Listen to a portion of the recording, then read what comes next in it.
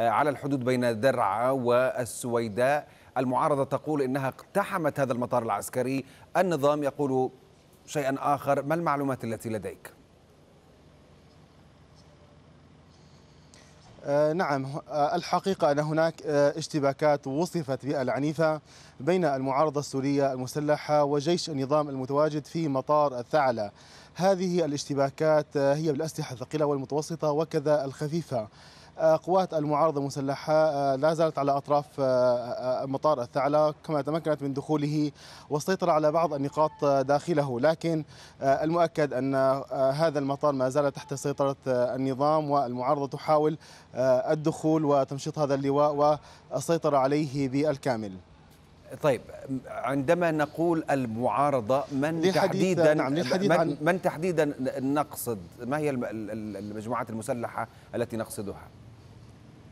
نعم، هي الجبهة الجنوبية التابعة للجيش الحر، هي من تقوم بعمليات محاولة اقتحام مطار الثعلة الاستراتيجي والواقع داخل ريف السويداء الغربي. وفي حال استطاعت قوات المعارضة السيطرة على هذا المطار، فإنه سيكون أول ثكنة عسكرية تابعة للنظام السوري تسقط بيد قوات المعارضة المسلحة داخل محافظة السويداء. يعني إضافة إلى ذلك، هل يمكن القول المزيد عن أهمية مطار الثعلة؟ هل يعني سقوط مطار الثعلة على سبيل المثال كاملة في يد قوات المعارضة؟ ماذا يعنيه هذا مستقبلا للسويداء كذلك؟ وقبل أن تجيبني أريد أن أنوه للخبر العاجل الذي يتحدث عن أن المعارضة في هذه الأثناء تقول وتؤكد أنها سيطرت على مناطق في مطار الثعلة العسكري. تفضل محمد. نعم، المعارضة كما ذكرت استطاعت الدخول والسيطرة على بعض النقاط العسكرية داخل هذا المطار الذي يعتبر مطار كبير.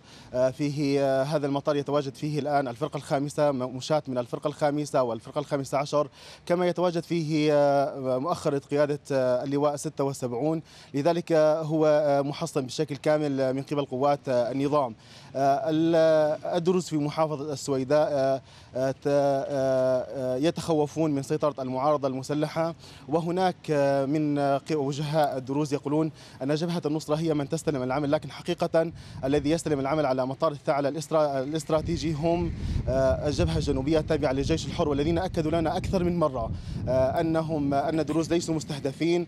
المستهدف هو جيش النظام الذي يستخدم هذا المطار في قصف المدنيين في ريف درعا الشرقي. هذا المطار أخرج عن العمل كقصف مدنيين بالطائرات الحربية منذ شهور طويلة، حيث قامت المعارضة المسلحة المتواجدة في بلدة أم ولد والكرك باستهدافه بالصواريخ الراجمات وبقذائف المدفعية، مما أدى إلى تعطيل حركة الطائرات داخل هذا المطار.